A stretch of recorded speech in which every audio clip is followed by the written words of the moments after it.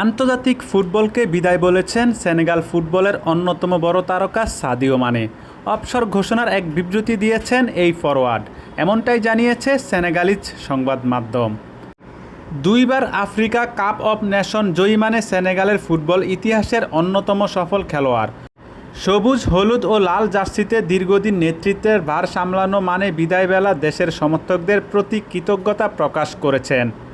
বিদায়ী বার্তায় ক্যারিয়ারের কোনো ভুল বা অপূর্ণতার জন্য সমর্থকদের কাছে ক্ষমা চেয়ে মানে বলেন, জেনে রাখুন এই পতাকার জন্য আমি সব কিছু উৎসর্গ করেছি।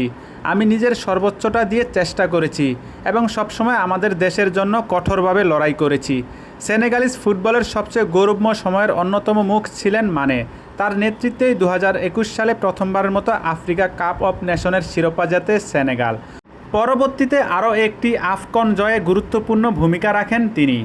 জাতীয় দলের হয়ে দারুণ সব সাফল্যের কারণে সেনেগালের ফুটবলের ইতিহাসে স্মরণীয় হয়ে থাকবেন মানে।